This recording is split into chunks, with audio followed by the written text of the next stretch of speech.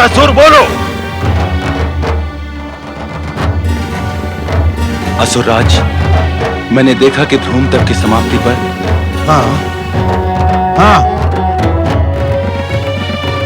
ध्रुम तप की समाप्ति पर निसंकोच कहो वृत्रासुर, धूम्र तप की समाप्ति के पश्चात तुमने क्या देखा?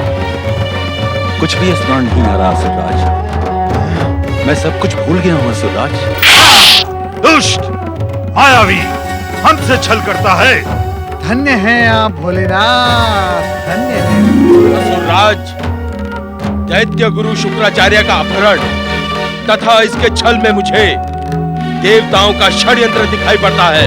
देवताओं का नहीं, इंद्र की पुत्री जयंती का। अवश्य ही उसी ने दैत्य गुरु का अपहरण किया है।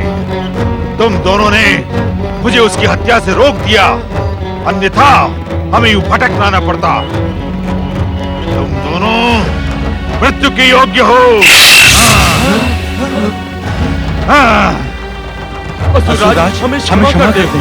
नहीं, तुमने अनुचित परामर्श देकर दैत्य जाति को संकट में डाल दिया है। नारायण नारायण, ये क्या कर रहे हैं आप असुरराज? आओ देवर्षि नारद, आओ। तुम अच्छे समय पर आए। दैत्य संस्कृति में क्षमा का कोई स्थान नहीं। परंतु इन दोनों की हत्या करके आप दैत्य गुरु शुक्राचार्य की आज्ञा को अनदेखा कर रहे हैं। नारद, तुम बिना आज्ञा के हर जगह उपस्थित हो जाते हो और बिना पूछे परामर्श देते हो। यह अनुचित है। नारायण नारायण, उचित समय पर अनुकूल परामर्श देना भी तो अनुचित नहीं है। दैत्य गुरु शुक्राचार्य ने स्वयं आपको अपनी शक्ति के विकास का आदेश दिया था।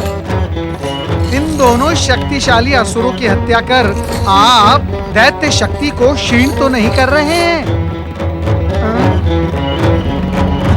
वैसे मेरे यहाँ आने का उद्देश्य कुछ और ही था। क्या उद्देश्य था तुम्हारा? कहीं तुम भी दैत्य गुरु के अपहरण में दुष्ट देवताओं का साथ तो नहीं दे रहे? नारायण नारायण, ये आप क्या कह रहे हैं असुरराज? दैत्य गुरु शुक्राचार्य का अपहरण? हाँ नारद, दुष्ट शत्रु देवताओं ने परम पूज्य दैत्य गुरु के अपहरण का दुस्साहस किया है। नारायण नारायण, आपको अवश्य कोई भ्रम हुआ है असुरराज। दैत्य गुरु शुक्राचार्य तो आश्रम में आप लोगों से मिलने के लिए व्यग्र हो रहे हैं। नारद, क्या तुम सत्य कह रहे हो? नारद ने अपने जीवन में आज तक कभी असत्य बोला ही नहीं है। यदि आपको मेरे कथन पर विश्वास ना हो तो आप स्वयं आश्रम जाकर देख लें।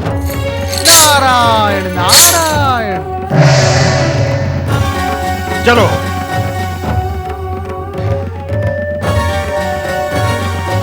ये शुभ सूचना सुनकर हम तुम दोनों को क्षमा करते हैं। असुर वीरो, दैत्य गुरु के आश्रम की ओर चलो। दैत्य गुरु शुक्राचार्य की, महाबली महासुर की। ओम नमः शिवाय। ओम नमः महाबली दैत्यराज महासुर की, महाबली दैत्यराज महासुर की, दैत्यराज महासुर की। हमारी नहीं, दैत्य गुरु शुक्राचार्य की जय बोलो। दैत्य गुरु शुक्राचार्य की, संजीवनी शक्ति के साधक दैत्य गुरु शुक्राचार्य की, दैत्य गुरु शुक्राचार्य की। मैं आपकी विशाल असुर शक्ति को प्रणाम करता हूँ दैत्य वीरों। दैत्य गुरु, हम आपके चरणों में प्रणाम करते हैं। प्रणाम दैत्य गुरु। दैत्य गुरु, आप कहाँ दृश्य हो गए थे? क्या दुष्ट इंद्र की पुत्री जयंती ने आपका अपहरण करने का दुस्साहस किया था? आपके गुरु का अपहरण तो दूर, उनकी ओर देखने का साहस भी नहीं है आपके शत्रु में शिव की कृपा से। दैत्य गुरु शुक्राचार्य की। मैं शिव इच्छा से एक आवश्यक कार्यवश अदृश्य हुआ था। धूम्र तप के सफल अनुष्ठान के साथ ही वो आवश्यक कार्य भी पूर्ण हुआ। बधाई हो दैत्य गुरु। बधाई हो दैत्य गुरु, बधाई हो। हाँ सिद्धि संपन्न दैत्य गुरु, अब इस शुभ अवसर पर आप हमें दुष्ट देवताओं पर आक्रमण करने की अनुमति प्रदान करें। दैत्यराज, मृत संजीवनी विद्या प्रदान करने के साथ ही आपके हित के लिए शिव शंकर ने जो महत्वपूर्ण कार्य हमें प्रदान किया है, जानते हो वो क्या है? नहीं दैत्य गुरु, हम नहीं जानते, आप ही बताएं।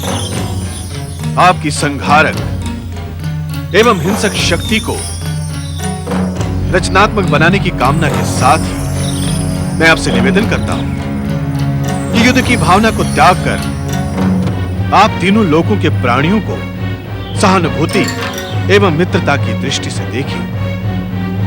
यही शिव इच्छा है और यही उस महत्वपूर्ण कार्य का रहस्य भी।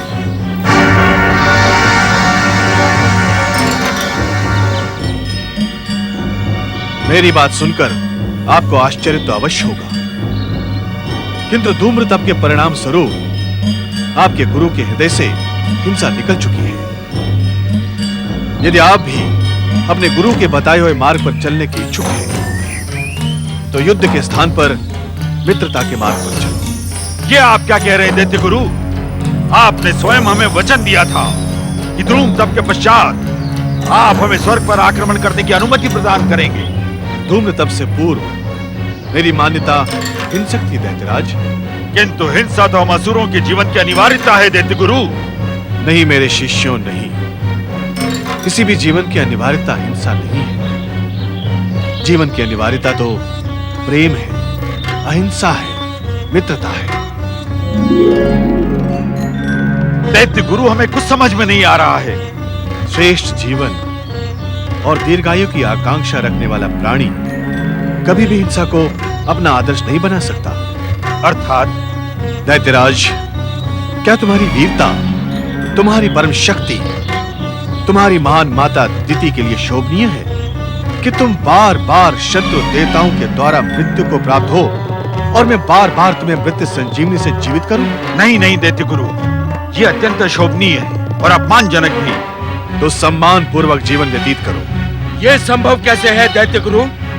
शिव की सृष्टि में शिव भक्त के लिए कुछ भी असंभव नहीं है। किंतु हिंसा हमारा स्वभाव है दैत्य गुरु, हम इसका त्याग कैसे कर सकते हैं? हिंसा त्यागने के लिए तुम्हें 3 प्रकार से मेरे बताए हुए मार्ग पर चलना होगा। नित्य हिंसा एवं युद्ध से हम ऊब चुके हैं। दैत्य नारियां भी युद्ध के नाम से भय करने लगी हैं। हमें वो मार्ग बताएं दैत्य गुरु। हमें क्या करना होगा दैत्य गुरु? हमें बताएं क्या करना होगा दैत्य गुरु। इसमें कुछ विशेष नहीं करना है। हिंसा को छोड़ने के प्रथम प्रयास में तुम सबको किसी का भी विरोध करने की भावना का त्याग करना होगा। हमें स्वीकार है दैत्य गुरु। दूसरे प्रयास में प्रत्येक से मित्रता आरंभ करते हुए हिंसा को त्याग कर शिवाराधना करनी होगी। हमें स्वीकार है दैत्य गुरु। तथा तीसरे प्रयास में आजीवन हिंसा न करने का संकल्प लेकर अपना जीवन शिव चरणों में समर्पित करना होगा। हमें स्वीकार है दैत्य गुरु। हमें स्वीकार है दैत्य गुरु। हमें स्वीकार है दैत्य गुरु। हाँ, हमें स्वीकार है दैत्य गुरु। तो श्रेष्ठ जीवन अथवा दीर्घायु प्राप्त करने के लिए इसी क्षण अपने अस्त्र शस्त्र त्याग दो और निरंतर शिवाराधना से अपने मन को स्वच्छ और शीतल करो। जो आज्ञा। चलो असुर वीरो। असुर वीरो नहीं महासुर, असुर मित्रों। प्रत्येक को मित्र समझना ही अहिंसक जीवन का मुख्य संदेश है। चलो असुर मित्रों।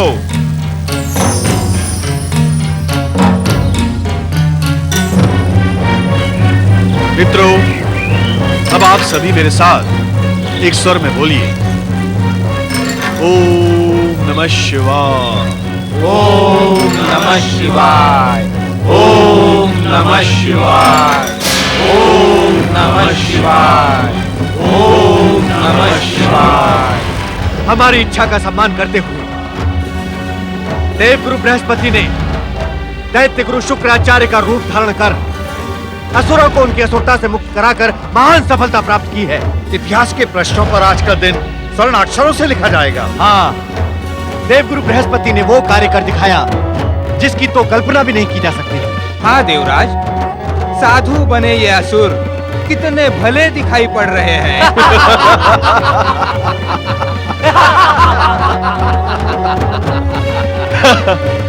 आज हम इतने प्रसन्न हैं जितना कि कभी असुरों को पराजित करने पर भी नहीं हुए। धन्य हैं आप दैत्य गुरु, धन्य हैं। नारायण नारायण। हिंसक शत्रु के अहिंसक मित्र बन जाने से प्रसन्नता तो होती ही है देवराज, परंतु मैं आपके मुख से धन्य है आप दैत्य गुरु ऐसा सुनने का इच्छुक हूँ। दैत्य गुरु? हाँ देवराज इंद्र, हाँ। जब दैत्य गुरु और देव गुरु में अंतर ही नहीं रहा तो आप निसंकोच होकर कहें, आप सब कहें, धन्य है आप दैत्य गुरु, धन्य है। धन्य है आप दैत्य गुरु, धन्य है। नारायण नारायण।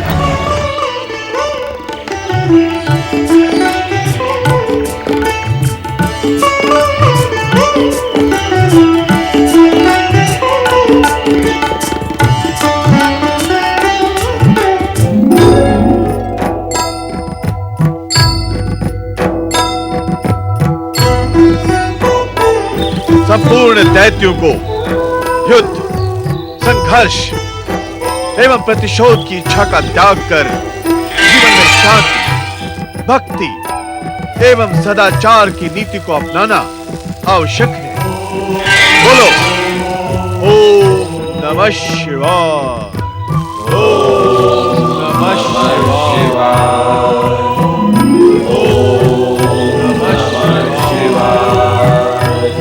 शुक्राचार्य बने देवगुरु बृहस्पति असुरों को उनकी असुरता से मुक्त करवाने के प्रयास में तन मन से सक्रिय हो गए। असुरों ने पूर्ण रूप से स्वयं को शुक्राचार्य बृहस्पति के चरणों में समर्पित कर दिया। वे सभी निरंतर शिव आराधना कर अपने कल्याण के इच्छुक थे। समय का चक्र निरंतर अपनी गति पर आगे बढ़ता रहा और उसी के साथ साथ दैत्य गुरु शुक्राचार्य एवं जयंती की पुत्री देवयानी बालिका से युवती हो गई। माँ, ये देखो, मैंने फूल पुष्पों की कितनी सुंदर माला गूंथी है। अरे वाह, क्या हमारी पुत्री देवयानी इतनी बड़ी हो गई है कि इतनी अच्छी माला गूंथ सके? पिता श्रेष्ठ, आप तो सदा मुझे छोटी बालिका ही समझते हैं। पुत्री देवयानी, माता पिता के लिए बालक कितने भी बड़े हो जाएं, बालक ही रहते हैं। माँ, मैं इसे कहाँ लगाऊं? इसे मेरे केशों के साथ गूंथ दो। अच्छा। आओ पुत्री, तुम भी भोजन कर लो। पिताश्री, मैंने भोजन कर लिया है। माँ, मैं अपने लिए माला बनाकर लाती हूँ।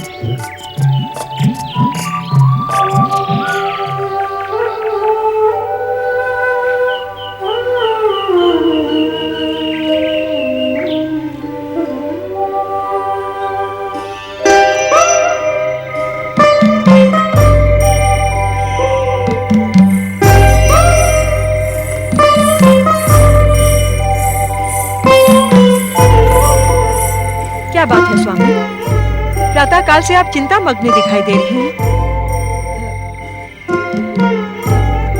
क्या आप हमारी पुत्री देवयानी को लेकर चिंतित हैं? जयंती, हमारी योग्य पुत्री देवयानी को लेकर मुझे किस प्रकार की चिंता हो सकती है? स्वामी, आपको कभी इतना उद्विग्न नहीं देखा। आप निश्चित ही कोई बात हमसे छुपा रहे हैं। जयंती, ये कर्तव्य का ज्ञान है। कर्तव्य का ज्ञान? हाँ जयंती, आज प्रातः भोजन के समय देवयानी को तुम्हारे केशों में माला गूंथते देख मुझे अपने कर्तव्य का ज्ञान हुआ। ये कर्तव्य एक पिता का अपनी पुत्री के प्रति है स्वामी।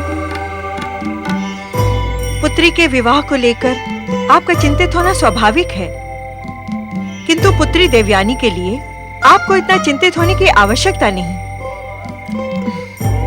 पुत्री देवयानी के वर स्वरूप योग्य से योग्य युवक स्वयं विवाह के लिए लालायित होगा।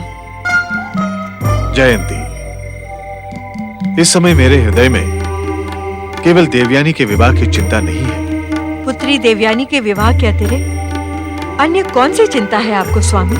जयंती, तुमसे विवाह के उपरांत एकांतवास करते हुए कितना अधिक समय व्यतीत हो गया है।